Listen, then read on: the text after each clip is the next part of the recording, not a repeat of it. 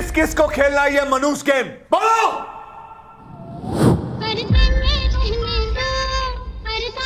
Hello বন্ধুরা, কি অবস্থা, কেমন আছেন সবাই? তো যাই হোক, অফিসিয়ালি কিছুদিন আগে মুক্তি পেয়েছে ইন্ডিয়ান হিন্দি ল্যাঙ্গুয়েজের comedy drama film Khel Khel মে।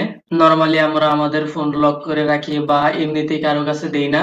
লোক লাইক স্ত্রী, বন্ধু বান্ধব, ছোট ভাই বোন, এমনকি গার্লফ্রেন্ড কেউ কোনোভাবে না। কিন্তু কেন তা সবারই জানা আছে। এমন সিচুয়েশনে যদি পড়ে যান তাহলে আপনি কি করবেন? এরকম রিলেভেন্ট সিচুয়েশন কমেডি এন্টারটেনমেন্ট এক সিনেমা এসেছে খেল খেল মেন। তো চলুন দেখা যাক কেমন হয়েছে সিনেমাটি। এই সিনেমাটি ইতালিয়ান সিনেমা পারফেক্ট স্ট্রেঞ্জার সিনেমার রিমেক।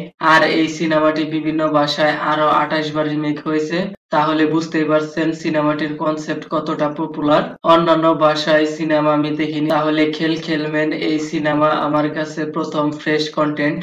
সিনেমার স্টোরি কিছু লোকজনের মাঝে 3 জোড়া কাপল আর একজন বেস্ট ফ্রেন্ড অক্ষয় রিলেটিভের বিয়েতে যায়। পার্টি করতে করতে সেইখানে রাত হয়ে যায়। তারপর তারা সবাই একটি রুমের ভিতরে আড্ডা দিতে থাকে।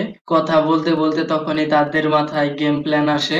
সবার ফোন একটি টেবিলের উপরে থাকবে, কিন্তু কোনো লক বা পাসওয়ার্ড থাকবে না। সকাল না হওয়া পর্যন্ত যার যার প্রাইভেট ফোন পাবলিক প্রপার্টি হয়ে থাকবে। আর এই রাতে কোনো ফোন কল বা এসএমএস আসলে তা সবার সামনে পড়তে হবে।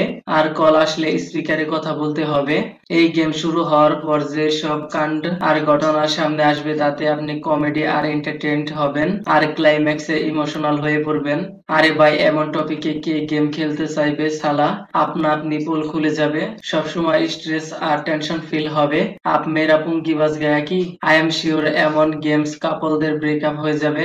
তো যাই হোক, সিনেমাটির কাস্টিং, লুকিং, স্ক্রিন প্লে অসাধারণ। রিমেক সিনেমা হবে বলে ভেবেছিলাম অক্ষয়ের ক্যারিয়ার শেষ হয়ে যাবে, কিন্তু না, জবরদস্ত comeback, acting, dialogue delivery excellent. তাছাড়া প্রত্যেকেই character, screenplay, reaction, presentation সব ঠিকঠাকই আছে। সিনেমাটিতে যার যার ব্যাক স্টোরি ফোকাস করা হয়েছে।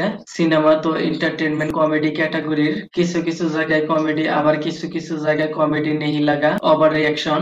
সিনেমাটিতে রয়্যাল ফ্যামিলির মতো চলাফেরা, জীবনযাপন, নরমাল লোকদের থেকে হাই-ফাই নাইস প্রেজেন্টেশন। তারপর ফারদিন খানের 13 বছর পর কামব্যাক করা, তাই তার লাইফে কমেডির থেকে ইমোশনাল বেশি। তো যাই হোক, এখন দর্শকদের কেমন লাগবে সেটা বড় কথা। আপনি যদি অক্ষয়ের ফ্যান হয়ে থাকেন তাহলে সিনেমাটি দেখতে পারেন। সিনেমাটি কমেডি এন্টারটেনমেন্ট কন্টেন্ট। ভিডিওটি কেমন লেগেছে আপনার? ধন্যবাদ, দেখা হবে পরের ভিডিওতে।